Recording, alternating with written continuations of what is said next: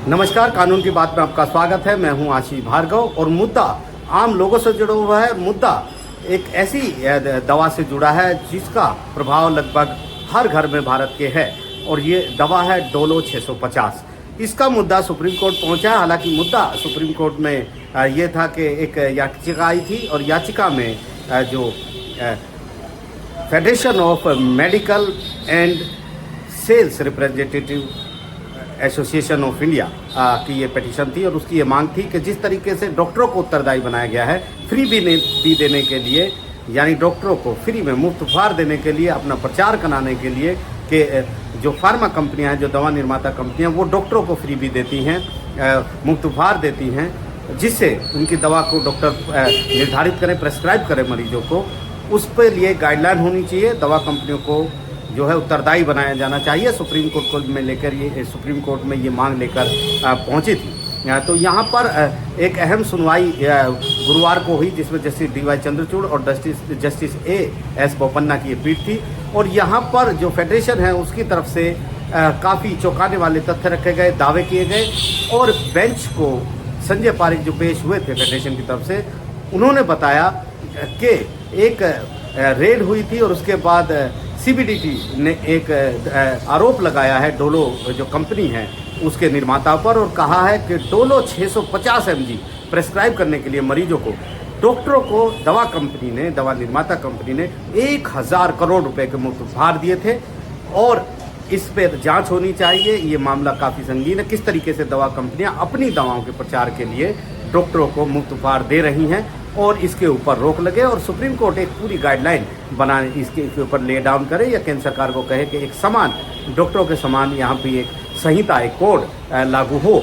इस सुनवाई के दौरान जस्टिस डी वाई चंद्रचूड़ ने काफ़ी महत्वपूर्ण बात की। उन्होंने कहा कि मुद्दा काफ़ी गंभीर है। उन्होंने याद किया कि ये जो आप बता रहे हैं ये मेरे कानों को अच्छा नहीं लग रहा है, क्योंकि जब उन्हें कोविड हुआ था तो उनको भी यही दवा यानी डोलो 650 प्रेस्क्राइब की गई थी, एडवाइस की गई थी कि ये दवा आप खाइए।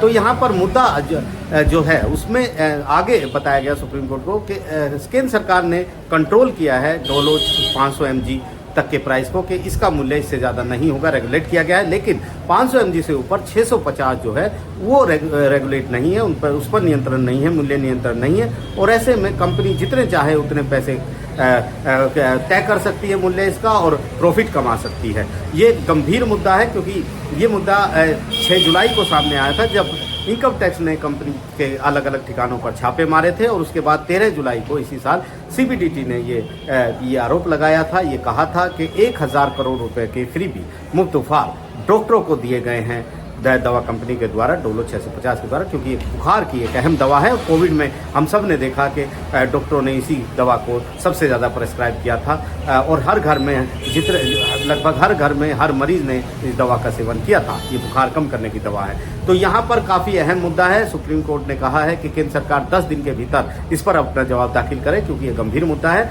और 1 हफ्ते में उस पर जो है वो रेस्पोंडेंट यानी जो है फेडरेशन है वो अपना जवाबी हलफनामा दाखिल करे।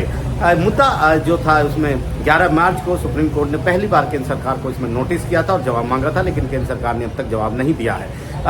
ये मुद्दा जो है इसलिए भी महत्वपूर्ण है कि यहाँ पर जो याचिकाकर्ता है उसका ये कहना है कि डॉक्टरों को तो जिम्मेदार ठहराया जाता है, लेकिन दवा कंपनियों के लिए देश में कोई नियम, कोई कानून, कोई गाइडलाइन नहीं है, ना ही वो उत्तरदायी हैं। वो अपनी दवा के प्रचार के लिए डॉक्टरों को कुछ भी मुफ्त उपहार दे सकती हैं, उनके ऊपर कोई कानून का कोई नियंत्रण नहीं है। तो ऐसे में वो जो ऐसी दवा प्रेस्क्राइब कराती हैं डॉक्टरों से जिसकी लागत ज़्यादा हो, जिसकी प्राइस ज़्यादा हो और वो हाई रैंक की दवाई हों, तो ऐसे में इससे मरीज़ का नुकसान होता है, आम आदमी का नुकसान होता है और इन दवा कंपनियों पर नियंत्रण करना बहुत ज़रूरी है। ये बहुत बड़ी बातें यहाँ पर की गई थी और उस समय जस्टिस चंद्रचूड़ ने कहा था कि हम इसमें ज़रूर नोटिस जारी करेंगे क्योंकि मामला काफ़ी गंभीर है, अहम है और हम ये देखना चाहेंगे कि आखिर केंद्र सरकार इस मुद्दे पर क्या जवाब लेकर आती है। लेकिन फिलहाल केंद्र सरकार ने कोई जवाब दाखिल नहीं किया था, इसलिए अब उनको जवाब ये दाखिल करना पड़ेगा।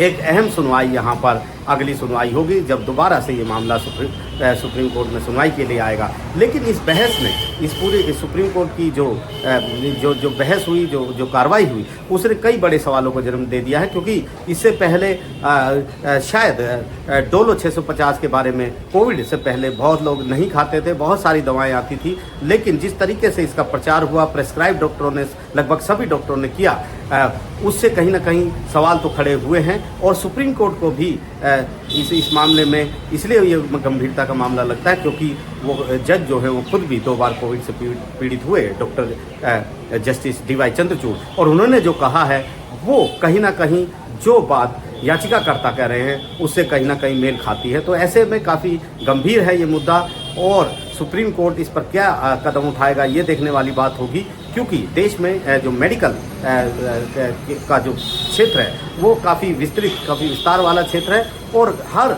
व्यक्ति को चिकित्सा सुविधाओं की ज़रूरत पड़ती है। कोई दवा महंगी है, किसी कंपनी की दवा सस्ती है, कुछ जेनेरिक दवा है जिसमें केंद्र सरकार ने भी कुछ कदम उठाए थे और वो दवा काफ़ी सस्ती हैं। तो सवाल ये उठता है कि आखिर कौन सी दवा, जब सॉल्ट उन दवाओं में एक है, वो दवा काम एक तरीके से करती हैं, तो फिर महंगी दवा क्यों खरीदी जाए। लेकिन जिस तरीके से दवा कंपनियां अपनी दवाएं प्रेस्क्राइब करने के लिए डॉक्टरों को इस तरह, क्योंकि याचिकाकर्ता ये कहते रहे हैं कि ये एक तरीके से डॉक्टरों को घूस देने के समान है और इसको रोका जाना चाहिए और केंद्र सरकार इस पर कानून लाए। और जब तक केंद्र सरकार कानून नहीं लाती है तब तक सुप्रीम कोर्ट को गाइडलाइन तय कर दे और उत्तरदायी उन लोगों को बनाए, उनके ऊपर पारदर्शिता हो, उनके ऊपर निगरानी तंत्र हो, तमाम संहिता लागू हो और ये देखा जाए कि किसी भी तरीके से कोई दवा कंपनी अपनी दवाओं के प्रचार के लिए डॉक्टरों को इस तरह से फ्री भी, मुफ्त उपहार ना दें जो एक घूस के समान है। तो काफ़ी अहम ये मुद्दा है और इस पर पूरे देश की नज़र रहेगी।